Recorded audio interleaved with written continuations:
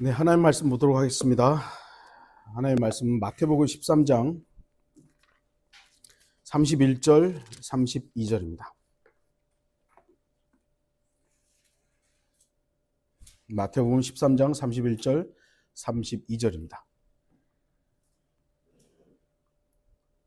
제가 말씀 읽겠습니다. 주께서 그들 앞에 또 다른 비유를 들어 말씀하시기를 천국은 어떤 사람이 가져다가 자기 밭에 뿌린 겨자씨 한 알과 같으니 그것은 참으로 모든 씨 중에서 가장 작지만 자라나면 푸성기 중에서 가장 커지고 나무가 되면 공중의 새들이 와서 그 가지들에 깃들이느니라고 하시더라. 그렇습니다. 오늘 말씀의 제목은 겨자씨의 변질입니다. 겨자씨, 머스타드죠. 머스타드 시드. 이 겨자씨는 구약에는 없고요. 신약 성경에만 나오는 단어입니다. 이 단어는 신약 성경에 5번 사용되는데 마태복음에 2번, 마가복음에 1번, 누가복음에 2번 이렇게 사용이 됩니다. 오늘 본문에 나오는 천국 비유와 동일한 내용이 누가복음 13장에도 나오고 마가복음 4장에는 약간 다르게 표현이 되어 있습니다. 그리고 요한복음에는 겨자씨라는 단어가 나오지 않습니다. 우리는 이미 천국과 하나님의 나라를 구분합니다. 하지만 이 비유만큼은 이 천국 비유 또는 누가복음에서는 하나님의 나라의 비유라고 되어 있는 이 겨자씨 비유는 같은 내용이 등장합니다. 그러니까 이 비유는 겨자씨 비유는 천국과 하나님의 나라 모두에 적용되는 그러한 비유라는 것을 알 수 있습니다. 겨자씨 비유에 대한 일반적인 해석은 거의 대동소이합니다. 이런 해석이 있는데요. 예수님은 천국의 외형적 확장을 겨자씨 비유를 통해 설명하셨다. 천국은 그 나라의 왕이신 예수님께서 비천한 말구유에 탄생하신 것으로부터 시작되었지만 그리스도의 나라는 서서히 확장되어 마침내 온 세상을 뒤덮었다. 이런 식으로 해석을 합니다. 이 비유는 대부분의 신학자들에 의해서 오용됩니다. 잘못 해석이 됩니다. 사람들은 이 구절을 천국의 확장이라고 해석합니다. 즉 겨자씨만한 작은 천국 또는 하나님의 나라가 복음이 전파되면서 확장이 되어 사회의 모든 구석구석까지 하나님의 통치가 미치게 되고 그래서 주위의 사람들도 영향을 받는다. 이렇게 가르치는 것이죠. 천국이 아주 작게 심겨졌지만 점점 확대되어서 많은 사람들에게 영향을 끼치고 그래서 그 나무에 새들까지 사람들까지 이렇게 막 와서 결국 천국이 확장된 거다. 뭐 이런 식으로 해석을 합니다. 또한 개인적 적용에 있어서는 겨자씨만한 믿음이 자라서 장성한 그리스도인이 되면 그때 주위의 사람들에게도 복음의 영향력을 끼치게 된다. 이렇게 가르칩니다. 그래서 오늘날 이제 많은 기독교인들이 겨자씨 한 알만한 믿음이 자라나서 성숙한 신앙생활을 하면 주변에 기독교의 영향력을 끼친다. 이런 것들을 이제 하려고 하는 것이죠. 물론 긍정적으로 필요한 부분도 있습니다. 긍정적으로 소위 말해서 그리스도인들이 선한 행위를 함으로 인해서 다른 주변의 사람들에게 쉬운 말로 선한 영향, 기독교는 저런 거구나 이런 영향을 끼칠 수 있죠. 하지만 주의할 것은 성경의 원래 의미는 그것이 아니라는 겁니다. 특히 로마 가톨릭 교회는 이 확장되는 겨자나무를 자신들이라고 가르쳐서 로마 가톨릭 교회라는 이 천국의 세력이 전 세계에 미쳐야 한다고 주장하는 겁니다. 그래서 중세시대는 이 로마 가톨릭 교회가 정치와 종교와 문화와 경제 모든 것을 관장했잖아요. 그들은 그게 맞는 교리예요. 자기들의 교리로는 이게 바로 겨자씨만한 요것이 확장되어서 로마 가톨릭 국가가 된 거야. 이게 그들의 교리로는 맞는 거예요.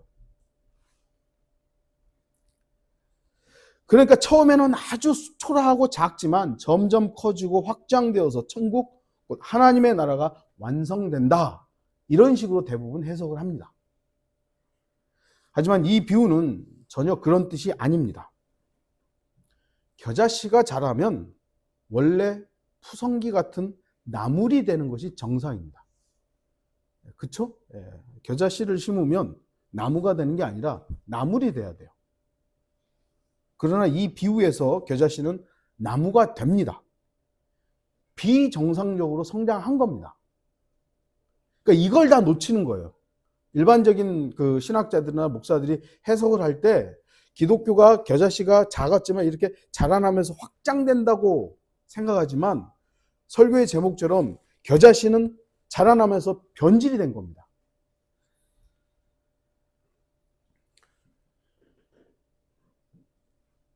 이 비정상적인 성장은 성공주의 목회를 추구하는 모든 기독교계의 지도자들이 꿈꾸는 소망입니다.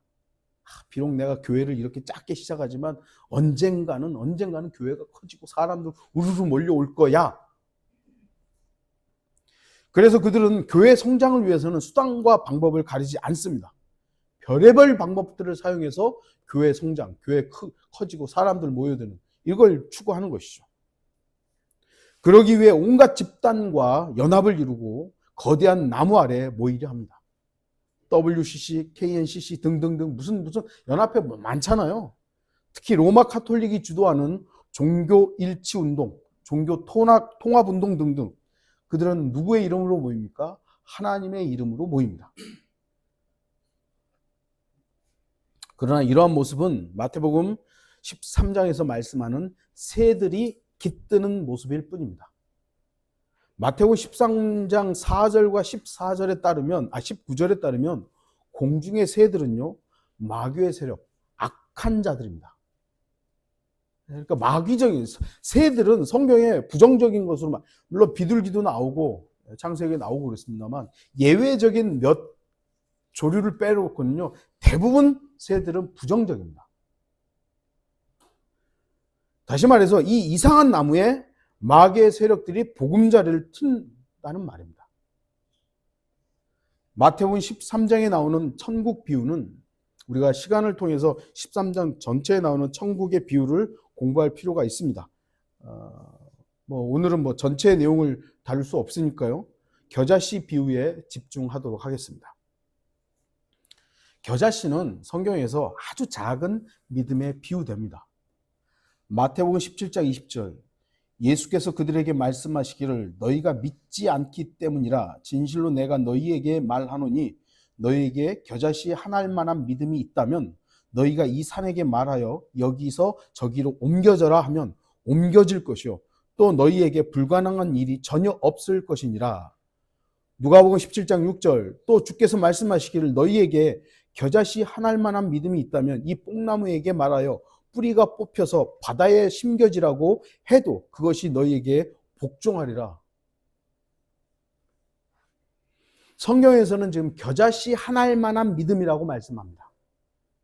저는 직접 겨자씨를 본 적은 없습니다. 근데 사진을 보니까 정말 작습니다. 물론 더 작은 씨도 있을 수 있겠죠. 하지만 성경은 아주 작은 믿음을 비유할 때 겨자씨 하나리라고 말씀합니다. 그런데 중요한 것은 그 작은 겨자씨 같은 믿음이 산을 옮기고 뽕나무를 뽑아서 바다에 심기울 수 있다고 말씀하는 것이죠. 이 아주 작은 믿음이 산을 옮길 수 있다는 겁니다. 성경은 아주 작은 믿음이라 해도 그 믿음은 강력한 힘을 발휘한다고 말씀합니다. 그러니까 이제 많은 종교인들이 그럼 믿기만 하면 어떤 일도 이루어진다. 믿기만 해라, 믿기만 하라, 믿기만 해라 하는 것이죠. 하지만 중요한 것은 우리의 믿음 자체가 아니라 그 믿음을 통해 자신의 역사를 행하시는 믿음의 대상이신 주 하나님의 능력이 위대한 겁니다. 우리의 믿음이 크고 작다고 해서 우리의 믿음의 분량에 따라서 하나님의 역사가 크고 작게 역사하는 게 아닙니다. 우리가 비록 내 믿음은 조금만 더 할지라도 내가 이 믿음이 100% 하나님을 신뢰하는 것이라면 하나님의 위대한 그 능력이 발현되는 거예요. 내가 아무리 어떤 때는 막 100% 큰 믿음처럼 막 하나님 위대하시고 뭐 나는 그거 다 믿어 하는데 그 순간 어떤 걸 결정하는 순간에 내 믿음에 쪼그라들었어요. 그러면 하나님의 역사가 50%만 오는 건 아니지만 하나님의 역사가 나의 어떤 믿음의 형태에 의해서 어떻게 보면 발현되지 않을 수 있는 것이죠. 중요한 것은 아무리 믿음의 크기가 작아도 그 믿음이 100%라면 하나님께서는 그 믿음을 받으십니다. 비록 믿음의 크기가 작다 해도 그 적은 믿음이 100% 신뢰가 있다면 그 믿음은 큰 능력을 발현하게 됩니다. 한번 생각해 보세요. 성경에서는 믿음이 없다, 믿음이 없는 자들아 이렇게 하시기도 하고 어떤 때는 믿음이 적은 자들아 이렇게 말씀하시잖아요. 다르게 사용됩니다. 믿음이 적다, little faith, 이것은 딱 5번 사용됩니다. 마태복음에 4번, 누가복음에 1번. 믿음이 없는 것과 믿음이 적은 것은 다릅니다. 주의하십시오. 믿음이 없는 사람에게, 불신자에게 큰 믿음, 적은 믿음이 무슨 의미가 있습니까? 그 사람은 아예 안 믿는 사람, 불신자예요. 불신자에게는 믿음이 없기 때문에 더 많이 불신하느냐, 조금 불신하느냐의 차이지 큰 믿음이냐, 작은 믿음이냐가 불신자에게는 해당이 안 돼요. 믿음이 있는 사람에게 큰 믿음이냐, 작은 믿음이냐가 해당되는 것이죠. 그러니까 예수님께서 믿음이 없는 자들아 했을 때는 그 사람들, 그 대상은 이미 불신자들인 거예요. 그런데 믿음이 적은 자들아라고 말씀하신 건 이미 그들에게는 믿음이 있는 상황에서 그 상황을 안 믿었던 것이죠.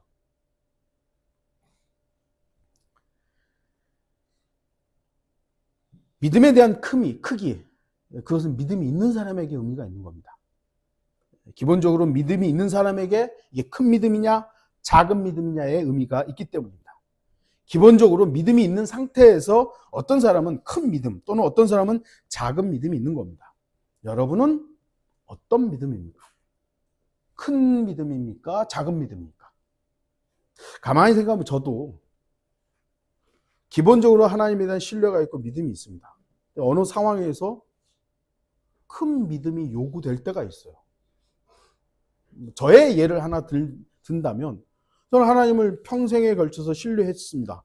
근데 미국이라는 땅에서 이제 한국으로 돌아와야 하는 걸 결정하는 순간 저에게는 큰 믿음이 요구되었어요. 네. 저의 인생이 걸린 거니까. 우리 가족의 모든 게 걸려 있었으니까 중요한 그 결단을 할 때 내 믿음이 만약에 그때 어떡하지 막 이걸로 계속 고민하는 있었다면 많이 어려웠겠죠. 그러나 그 순간만큼은 하나님을 더 믿는, 크게 믿는 큰 믿음을 주님 앞에 실현한 겁니다. 여러분도 아마 그런 상황들이 있었을 겁니다. 큰 믿음이란 단어는 마태복음 8장과 누가복음 7장에 사용되는데 누구에게 사용되냐면 코넬료에게 사용됩니다. 코넬료에게. 이방인이죠. 코넬료는 기본적으로 믿음이 있었기 때문에 자신의 종을 위해서 예수 그리스도께 묻습니다. 고쳐달라고. 근데 주님께서 가겠다고 하니까 그냥 말씀만 하시라고. 그리고 예수님은 큰 믿음이라고 하시죠. 왜 그렇습니까? 기본적으로 믿음이 있으니까 예수님께 왔어요. 근데 상황을 보니까 예수님의 말씀을 믿는 믿음이 필요한 거거든요. 내가 가겠다. 그것도 믿음이죠. 오십시오 하는 것도. 그런데 그 상황에서 그냥 말씀만 하십시오. 됩니다. 이 상황은 코넬료에게 더 큰 믿음을 요구했던 겁니다. 그래서 예수님은 큰 믿음이다라고 말씀하신 거예요. 다시 말씀드리지만 우리에게도 그런 상황들이 있었을 겁니다. 네. 그러니까 어느 순간 내가 기본적으로 하나님을 신뢰하고 믿지만 어느 이 부분에서 이게 좀 내 믿음이 실현되지 않고 발현되지 않은 그런 순간이 있죠. 그 작아진 믿음이에요. 믿음이 작아진 거예요. 그럼 어떻게 해야 되죠? 이 믿음을 늘려달라고 기도해야죠. 늘려달라고. 사도들이 그렇게 기도한 거 아닙니까? 누가복음 17장 5절에 사도들이 주께 말씀드리기를 우리의 믿음을 늘려주소서라고 하더라. 여러분, 초기 그리스도인들이 있죠. 초기 그리스도인들은 예수 그리스도에 대한 믿음이 다 있었잖아요. 하지만 모든 그리스도인이 순교하지는 않았습니다. 순교자에게는 그 순간 더 큰 믿음이 요구되었던 거예요. 그러니까 그 순간, 순교의 순간이었을 때 어떤 사람은 그 믿음이 쪼그라든 거죠. 아유, 나 안 죽을래. 숫자적으로 보면 그 사람이 더 많았습니다. 순교자가 더 많은 게 아니라 쉽게 해서 믿음을 포기한 배교자들이 훨씬 더 많았습니다. 그러니까 대다수의 사람들은 작은 믿음으로 그냥 살아간 것이고요. 그러나 담대하게 주님, 제가 주님을 선택하겠습니다. 큰 믿음이었던 거예요. 순교자들은 그들의 일반적인 믿음 이상의 큰 믿음이 실행된 겁니다. 다시 말씀드리면 지금도 우리는 어떤 경우에는 일반적인 믿음 이상의 믿음을 결정해야 될 때가 있습니다. 그래서 우리도 사도들처럼 기도해야 되는 것이죠. 내가 신뢰가 좀 쪼그라들고 작아졌어요. 그러면 어떻게 해야 됩니까? 주님, 내 믿음을 늘려달라고 기도해야 되는 겁니다. 믿느냐, 믿지 않느냐. 아까도 제가 잠깐 스티브 잡스도 인용하고 막 그랬습니다만, 누가 대신해 주지 않습니다. 그 누구도. 자기 자신의 의지로 결정하고 선택해야 되는 겁니다. 이게 인간에게만 주어져 있는 하나님의 독특한 자유의지의 선물인 겁니다.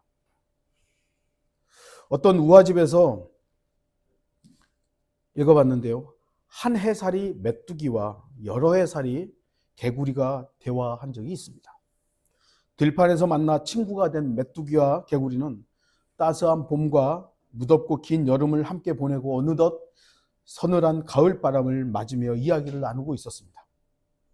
메뚜기가 가만히 보니까 이제 자신의 죽음이 다가온 것을 알고 슬픔에 젖자, 너무 그렇게 걱정하지 마. 개구리가 얘기하는 것이죠. 내년에 다시 만나면 되지. 그때 메뚜기는 내년이 뭐지? 그러자 개구리는 얘기합니다. 겨울잠을 자고 봄에 다시 깨어나면 그때가 내년이야. 하지만 메뚜기는 그 말을 이해하지 못하고 오히려 자신을 위로하기 위해서 지어낸 거짓말이라고 생각했던 겁니다. 이런 내용의 이제 우화가 있습니다. 죽음이 인생의 끝이라고 여기는 사람은 하늘나라와 지옥을 이해하지 못하고 거짓말로 치부하고 조롱합니다. 그것은 믿음의 문제인데 눈으로 직접 보고 경험하지 않았기 때문에 믿을 수 없다는 것입니다. 그러나 모든 사람의 마음에는 믿음이 있으며 그 믿음을 사용하며 살아갑니다. 상식적으로 사람들은 수백 년, 수천 년 전에 살았던 역사적인 인물들, 여러분 이순신 장군 본 적 있어요? 없잖아요. 근데 역사책에 기록되어 있죠. 근데 그거 믿어요. 그걸 믿어. 이순신 장군은 영웅이고 성웅이고 우리나라에 다 믿어요. 역사책에 기록되어 있다고. 오래된 빌딩이 무너질 수 있지만 들어갑니다. 믿고 들어가요. 은행도 파산할 것을 알면서도 은행에 돈을 맡깁니다. 이 의사가 실수해서 나를 죽일지도 모른다는 걸 믿으면서 의사한테 수술을 맡겨요. 믿기 때문에 그렇게 하는 겁니다. 안 믿으면 나 절대 저 의사 못 믿겠다고. 그럼 수술 안 받죠. 요즘에는 이제 이발만 하니까 상관없는데 전에는 이제 면도도 가끔 했는데 면도 하려고 딱 누우면은 그 칼날이 저한테 쭉쭉 오잖아요. 내가 이발사를 신뢰하니까 딱 누워 있는 거예요, 이렇게. 그게 쓱 그을지 어떻게 하는 거예요? 그 정도의 믿음을 다 모든 사람이 가지고 살아갑니다. 그 정도의 믿음만 주님 앞에 결정하면 돼요. 인류의 역사 가운데 찾아오신 예수 그리스도를 구주로 받아들일 수 있는 정도의 믿음 다 있는 겁니다. 그러니까 우리가 지금 이렇게 그것을 믿고 이 자리에 있는 것이죠. 누구에게나 그 정도 예수 그리스도가 나의 구주시구나라는 걸 믿을 정도의 믿음은 다 있는 겁니다. 근데 문제는 뭡니까? 안 믿으니까 문제죠. 우리는 그것을 믿으라고 선포하는 것이죠. 지옥에서 구원받을 수 있는 믿음은 누구에게나 평범한 믿음으로서 있는 겁니다. 정말 겨자씨 하나만한 믿음으로도 마귀의 자녀에서 하나님의 자녀로 변모되고 믿는 즉시 하나님의 나라로 옮겨질 수 있습니다. 근데 문제는 뭡니까? 안 믿기 때문이죠. 죄에 대하여라 하면 그들이 나를 믿지 않기 때문이에요. 겨자씨와 같은 믿음은 크기는 작지만 그럼에도 100%였기 때문에 산을 옮긴 거 아닙니까? 100%니까. 그것이 바로 믿음입니다. 믿음은 아까 스티븐 잡스가 말했던 50대 50이 아닙니다. 아니 99대 1이 아닙니다. 100이어야 됩니다. 저도 그렇습니다만 어쩔 땐 저게 정말 그럴까? 정말 그럴까? 그게 만약에 0.1%라도 있다면 그건 믿음입니까? 불신입니까? 불신이에요. 아무리 내가 99.9%를 믿어도 0.001%의 그 불신이 있다면 그건 불신인지 믿음이 아니에요. 믿음은 100%여야 되는 것이죠. 그래서 그 99.9%에서 0.01%를 더해달라고 하는 그것을 하나님 앞에 요청해야 되는 겁니다. 하나님 저에게 믿음을 허락해 주십시오. 내가 이를 믿을 수 있는 도움을 주십시오. 코끼리같이 큰 믿음도 있지만 그 믿음도 100%여야 의미가 있는 겁니다.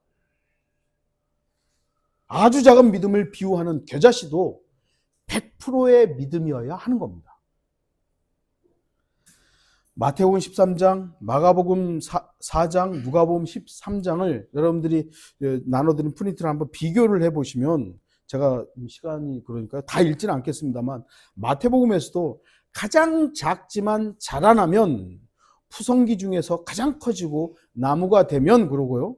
마가복음 4장에서도 모든 씨보다도 더 작지만 자라서 어떤 푸성기보다 더 커지고 큰 가지들을 내므로써 누가복음 13장에서도 겨자씨 한 알과 같아서 자라서 큰 나무가 되어 공중의 새들이 그 가지에 깃들었느니라.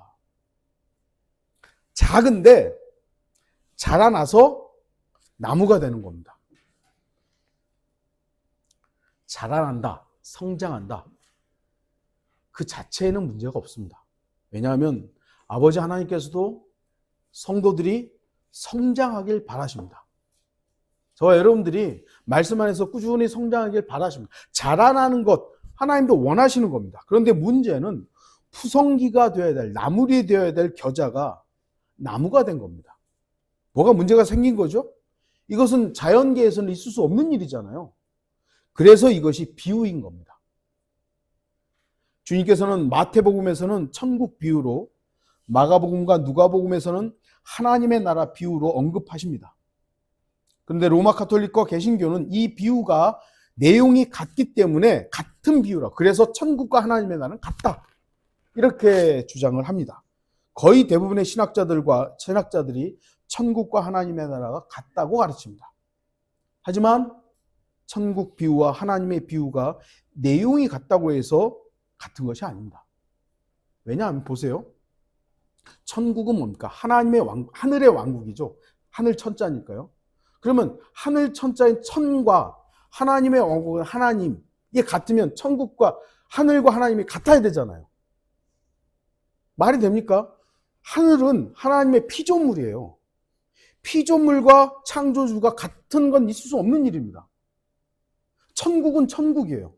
하나님의 나라는 하나님의 왕국으로서 하나님의 나라가 훨씬 넓은 의미이고요. 천국은 하나님의 나라에 포함된 실제적인 영역일 뿐입니다. 이걸 구분하지 못하니까 천국과 하나님의 나라가 같다라고 하는 것이죠. 같지 않습니다.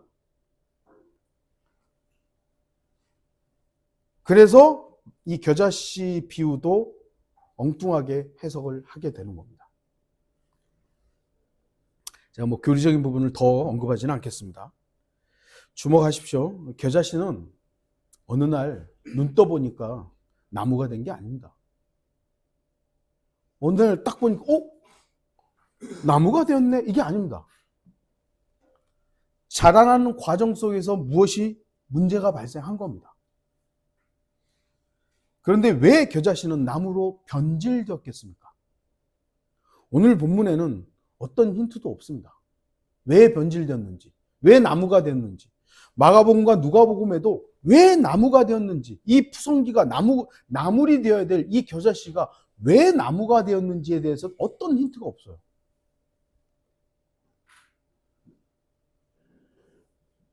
단지 겨자씨가 변질되어 나무가 되어서 공중의 새들이 깃든다입니다. 이것은 분명히 변질, 부패, 배교입니다. 이미 앞에서도 제가 말씀드렸듯이 성경에서 새는 악한 자, 마귀를 상징적으로 나타냅니다. 그러니까 아주 작은 믿음이라도 그 믿음이 100%라면 산을 옮길 정도의 능력이 나타나지만 그 겨자씨가 변질되면 마귀들이 들끓는 악한 존재가 된다는 것입니다. 이것은 그야말로 엄청난 악한 변화, 요즘 말로 말하면 흑화되었다고 하는 것이죠. 다시 한번 물어볼게요. 왜 겨자씨는 변질되었을까요? 왜요? 저도 성경에서 이유를 찾지 못하니까 좀 이게 뭐랄까요? 영적인 부분에서 좀 찾아봤어요. 저는 가장 작지만이라는 이 부분에서 좀 의미를 찾아봤습니다. 겨자씨는 작기 때문에 어쩌면 커지고자 하는 욕망이 있었을지도 모릅니다. 저도 어렸을 때 키가 좀 작아가지고 고민이 많았어요. 어떻게 하면 좀 커질까? 그래서 콩나물 먹으면 키 커진다. 저 지금도 콩나물 좋아해요. 많이 먹었는데 별 소용이 없더라고요. 네. 어느 때까지는 작은 키로 인해서 죄송하지만 결혼하기 전까지 좀 고민이 있었어요. 근데 딱 결혼하고 나니까 키 작은 거 무슨 의미가 있나 딱 이제 떨쳐버렸는데 지금은 작은 키로 인해서 전혀 고민하지 않습니다. 왜냐하면 제가 노력하고 열망한다고 해서 저의 작은 키가 커지지 않기 때문입니다. 그러니까 내 힘으로 노력으로 어떤 것이 변경되고 변화할 수 있는 것은 여러분 시도하고 도전하십시오. 그리스도인들에게도 그거 필요하니까요. 내 환경이 좀 열악하다면 열악한데 그래 살아야지 이것도 주님께서 허락하셨겠지 그러지 마시고요. 하나님께서는 우리에게 더 나은 환경으로 왜냐하면 자유의지라는 것, 그 필요를 갈망하는 기본적인 의지들 주셨기 때문에 그 환경을 바꿔야 한다라는 필요들을 여러분들을 무시하지 말고 그걸 바꾸려고 하세요. 그건 죄가 아니에요. 좀 이따가 말씀드리겠지만 아주 기본적인 것들을 영위하는 것 자체가 성경은 죄라고 말씀하지 않았어요.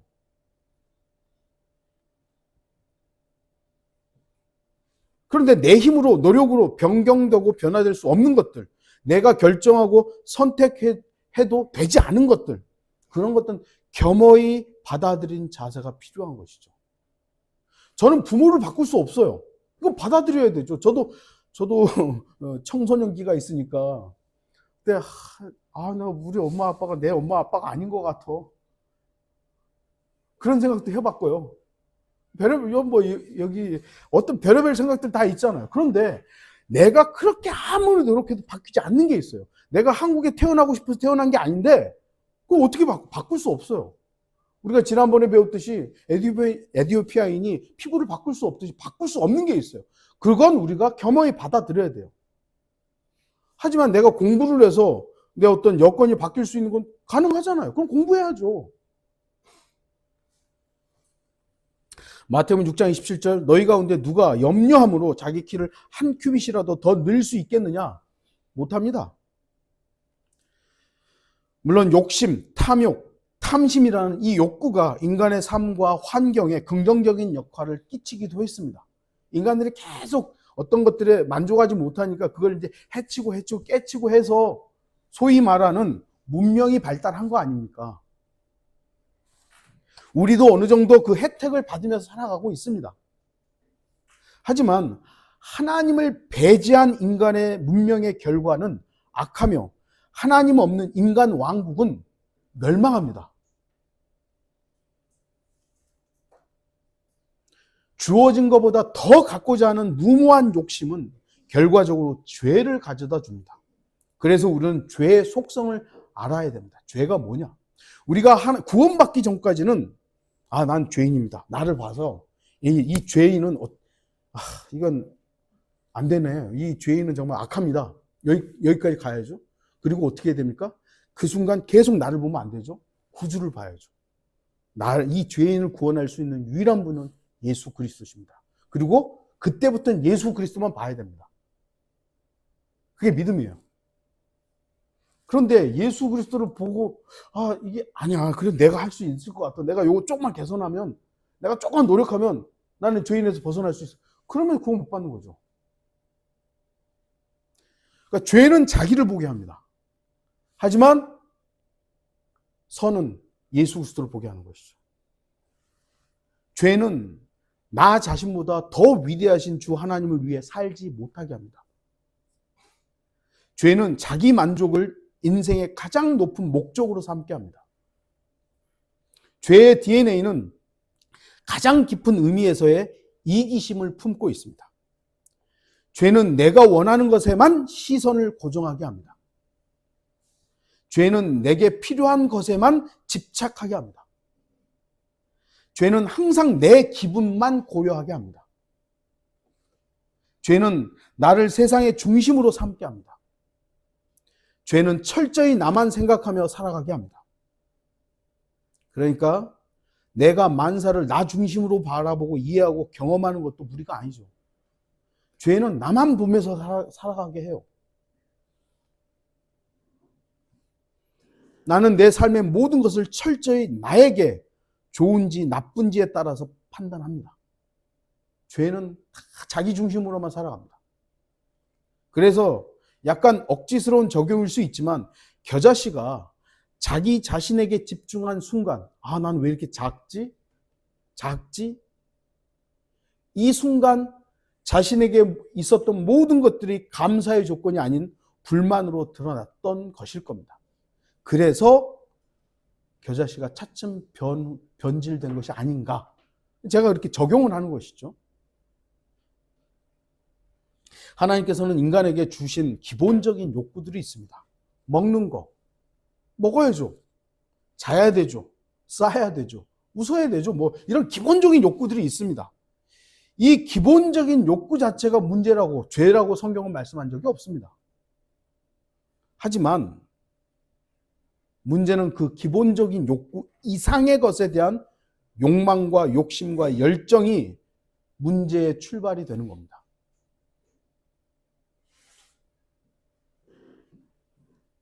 먹는 것 아주 기본적인 거죠. 먹어야죠. 하지만 그것이 지나쳐서 토할 정도로 과식하는 건 문제죠. 잠언 25장 16절 내가 꿀을 찾았느냐 내게 충분할 만큼만 먹어 과식으로 토하지 않게 하라. 잠자는 것도 아주 기본적인 몸의 요구입니다. 그래서 자야 됩니다. 일본의 이번에 여자 총리가 자기는 하루에 2시간씩 밖에 안 자고 일하고 있다고. 그랬더니 정주영 회장의 말에 의하면 다 사기꾼이라고, 거짓말쟁이라고. 정주영 회장이 하루에 2-3시간만 자고 일을 한다는 그 소문이 쫙 이렇게 알려진 거예요. 그러니까 누가 이제 물어보면 정말 회장님 2-3시간만 잡니까? 누가 그래? 나 7시간, 8시간 안 자면 일 못해. 그런 거예요. 그 누가 그러던데. 그렇게 2-3시간 자고 일한다는 사람 그거 다 거짓말쟁이라고. 자야 될 욕구는 있어요. 자야 돼요, 기본적으로. 그런데 너무 자서 게을러지면 안 되는 거죠. 잠언 6장 9절 오 게으른 자여 내가 언제까지 자겠느냐 언제 잠에서 깨어나겠느냐. 저와 여러분이 주님께서 주신 것에 대해서 만족하지 못하고 나에게만 주목하여 욕심으로 가득 차게 되면 더 많이를 요구하게 되면 자신도 모르게 변질될 수 있습니다. 주님께서 주신 정상적인 범위 내에서 열심히 땀 흘려서 여러분들이 그 결과물들을 취했다면 여러분들 감사하십시오. 그것을 주신 분이 있으시니까요. 하지만 그 이상의 것들을 욕심내므로 인해서 자기의 믿음이 변질되어 버린다면 누가 좋아하겠습니까? 다른 부분에 대해서도 적용해 보겠습니다. 성경에서 믿음에서 떠나 배교의 길을 간 사람이 있죠. 왜 그렇게 되었는지를 살펴보면 좀, 왜 겨자씨가 나무가 되었는지를 뭐 조금은 교훈 삼을 수 있을 것 같습니다. 구약 성경에 대표적으로 배교의 삶을 산 사람을 꼽는다면 저는 솔로몬을 꼽겠습니다. 솔로몬의 모든 것은 그야말로 주님으로부터 받았습니다. 그걸 솔로몬도 인정했습니다. 하지만 솔로몬의 결과는 어땠습니까? 배교, 멸망, 뭐 하여튼 부정적인 적그리스도의 예표가 되어버렸잖아요. 왜 그런 겁니까? 열왕기상 11장 3절 솔로몬에게 아내, 즉 왕비가 700이요 후궁이 300이었으니 그의 아내들이 그의 마음을 돌이켰더라. 그런 겁니다. 이 왕비가 700이고 후궁이 300, 1000명이야. 기본적으로 1000명이잖아요. 그러면 여기에 끼지 않은, 우리나라로 보면은 뭐 비에다가 뭐에다가 또 많더만요, 보니까. 그럼 1000명 이상의 여인들을 아내로 삼은 겁니다. 그런데 주의할 것은 아내가 많다는 것, 아내가 그냥 많은 것, 여자가 많은 것을 의미하지 않습니다. 그 많은 아내가 가져온 우상, 물질, 그리고 그들의 문명, 문화, 이런 것들이 결국은 솔로몬을 주님으로부터 떠나게 한 원인이 된 것입니다. 그래서 그의 마음을 돌이켰더라. 이렇게 나오잖아요. 다윗도요, 물론 솔로몬만큼 아내가 많은 건 아니지만 왕이었기 때문에 수많은 사람들과 그 유지들과 결혼을 해서 아내가 상당히 많았습니다. 다윗도. 하지만 다윗은 그러지 않았잖아요. 왜 그렇습니까? 마음의 문제였습니다. 마음이 돌이킨 거예요. 다윗은 여건은 그랬지만 마음은 항상 주님께 있었던 것입니다. 하지만 솔로몬은 그 여건 가운데서 주님이 주셨다는 걸 인정했지만 그 마음이 바뀌어져 버린 거예요. 우리가 청소년들, 청년들 문화에 많이 노출되어 있습니다. 어떤 이제 청소년 상담자가 그러더라고요. 저도 이제 우리 아들들하고 얘기하는 게 참 어려워요. 왜냐하면 이 청년들이 쓰는 용어하고 제가 쓰는 용어하고 제가 가지고 있던 20, 30대의 그 개념과 지금 청년들의 개념, 그리고 청소년들의 어떤 이 문화적 배경이 너무 다르기 때문에 그런 얘기를 하려면 안 통해요. 라떼는 마냐? 그럼 요즘에 여러분들 들어 라떼 해가지고 다 이제 꼰대로 여기잖아요. 말이 안 통하는 거예요. 그러면 어떻게 내 자녀와 내가 하나가 될 수 있는 것인가? 그런 걸로 할 수가 없어요. 주님 안에서밖에 못하는 거죠. 나 너를 위해 기도한다. 너는 주님을 바라보길 바란다. 난 너를 주님 안에 사랑한다. 그거 말고 무슨 말을 할 수 있겠어요, 우리가? 야, 너 그렇게 하면 안 돼. 그래 봐야 걔는 안 들어와요. 우리도 그랬잖아요. 저도 우리 어머니 아버지가 너 그렇게 하면 안 돼 했을 때 그거 다 귀뚱으로 들었어요. 그리고 청년들이나 학생들은 여러분이 노출되어 있는 문화가 여러분을 믿음 안에서 성장할 수 있다는 기대를 하지 마십시오. 그건 절대로 이루어지지 않아요. 그렇다면 여러분들이 처해 있는 그 환경과 그걸 무시하며 살 수는 없잖아요. 살아가죠. 하지만 이것이 나를 주님께로 이끌지 않다라는 것을 분명히 자세를 가지고 나의 마음이 주님 앞에 고정되어 있어야 돼요. 마음은 내가 비록 다윗도 아내가 많았다니까요.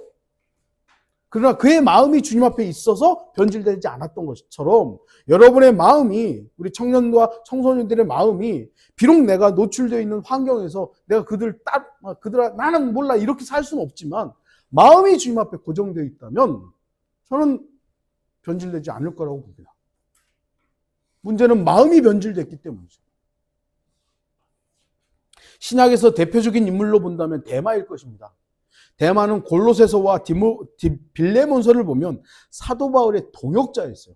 하나님의 일을 했던 사람입니다. 하지만 그는 세상을 사랑하여 하나님의 사람 바울을 버리고 갔습니다. 디모데후서 4장 10절 데마는 이 현 세상을 사랑하여 나를 버리고 데살로니가로 갔고 그러죠. 세상에 살면서 세상을 사랑하는 것이 문제입니까? 세상을 살아가는데 세상에 우리 다 저도 세상 살고 여러분도 세상 살잖아요. 이 세상을 사랑하는 거 문제입니까? 네, 문제입니다. 문제예요. 성경은 그게 문제라고 말씀합니다. 요한일서 보시면 세상도 세상에 있는 것들도 사랑하지 말라고 말씀하잖아요. 성경은 세상을 사랑하지 말라 그러는데 주님 내가 세상 살아가는데 세상 좀 사랑하면 어때요?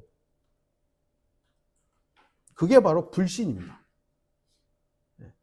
나는 내 마음은 그래 세상에 살아가는데 세상에 좀 타협하면 살지 하는데 성경이 세상도 세상에 있는 것들도 사랑하지 말라 그러면 아멘 내가 따르겠습니다. 이게 신앙이에요.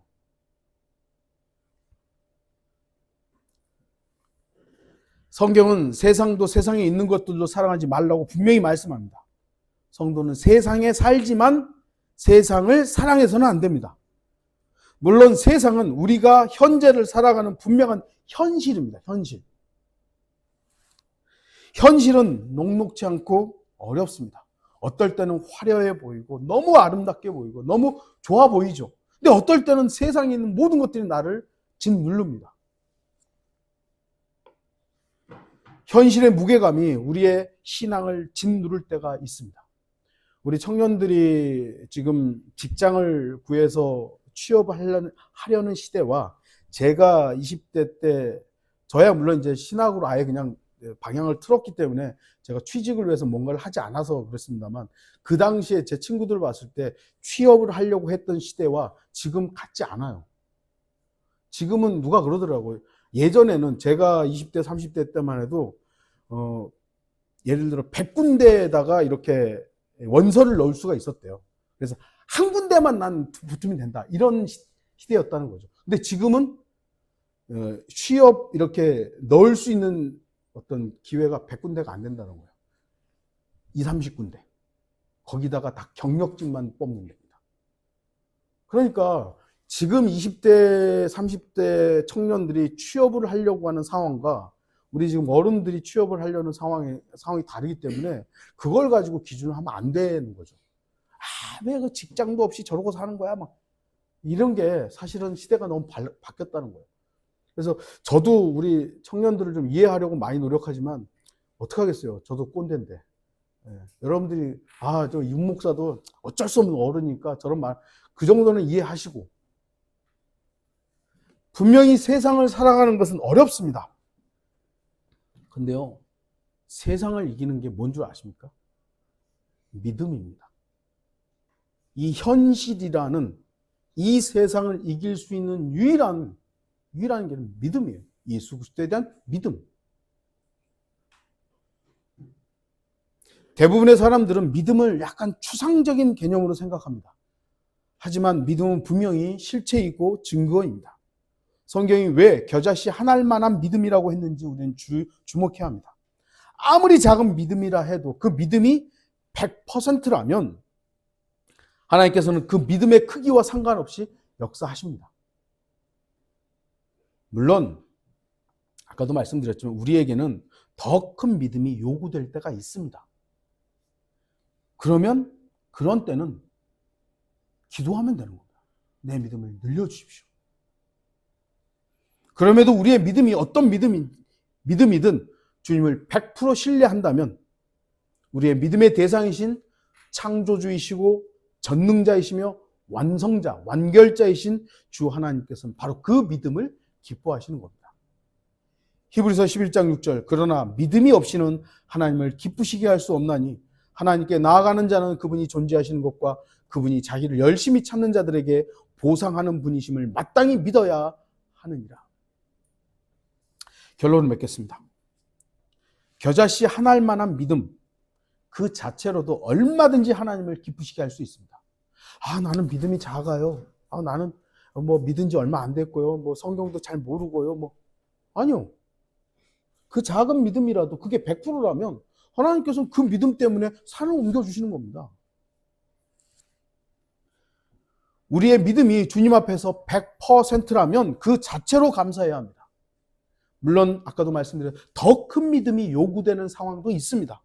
그러면 그때 나의 믿음, 우리의 믿음을 더 늘려달라고 우리는 기도하면 되는 겁니다. 주님, 이 상황인데 주님 도와주십시오. 내가 주님을 더 전폭적으로 신뢰할 수 있도록 믿음을 더해 주십시오. 기도해야죠.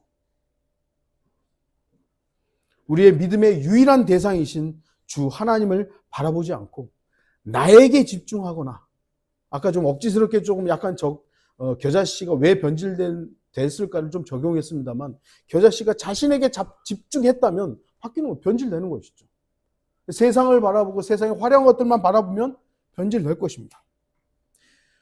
나에게 집중하거나 세상을 바라보면 결국 변질됩니다. 푸성기가 나무로 변질되었던 것처럼 말입니다. 여러분, 여러분의 믿음이 변질되기를 바라십니까?